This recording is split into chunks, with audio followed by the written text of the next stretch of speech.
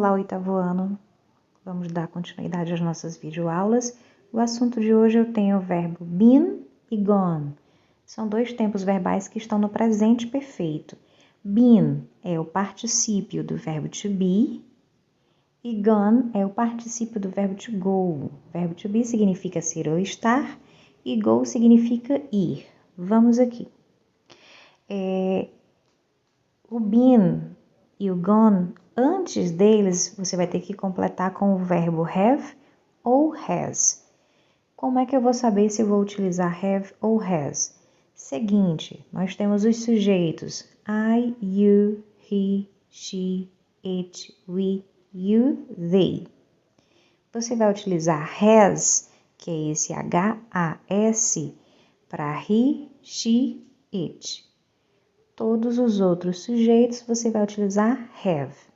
Então, I have been, you have been, he has been, she has been, it has been. We have been, you have been, they have been. Fica assim a conjugação.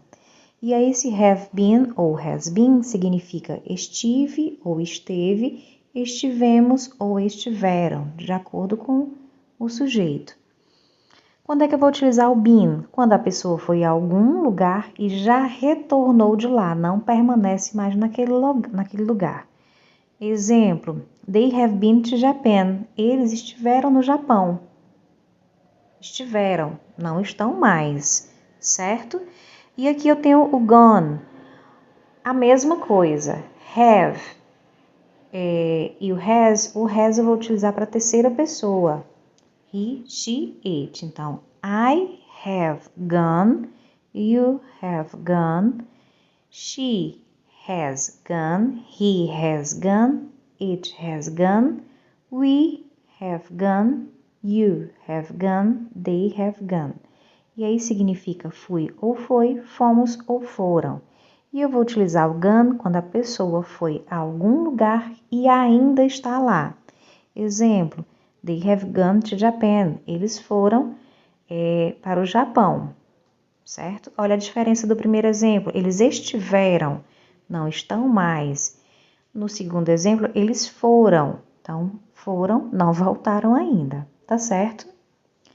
Aqui um outro exemplo. Robert has been to Canada. Robert esteve no Canadá, certo? Ele esteve, não está mais. Robert has gone to Canada. Robert foi para o Canadá. Ele foi, não voltou ainda. É simples, não é tão complicado não. Tendo essa definição de que um eu utilizo para quando eu fui, o outro para quando eu já voltei, não permaneço mais no local.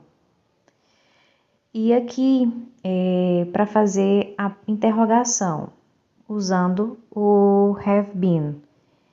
Lembra lá da estrutura? É só trocar o local do have com o sujeito. Olha aí como é que fica. Have you ever been to Mexico? Só troquei o have de lugar com o you. Na afirmativa é you have been. E na interrogativa eu boto o have no começo da frase. Troco de lugar com o sujeito. Mesma coisa no segundo exemplo. Na afirmativa seria he has ever been to England. E aí, para fazer a interrogação, eu ponho o has antes do he. Mesma coisa no terceiro exemplo. Se fosse na afirmativa, seria they have ever been to China. Quero interrogar. Coloco o have antes do sujeito. Certo? Somente isso.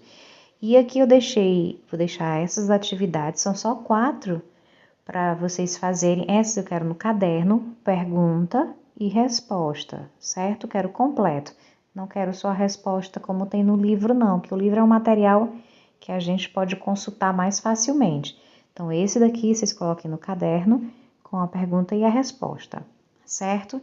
Então, façam o TD e a gente retira as dúvidas, que é bem melhor de se trabalhar na aula online, que a gente tem condições de retirar todas as dúvidas.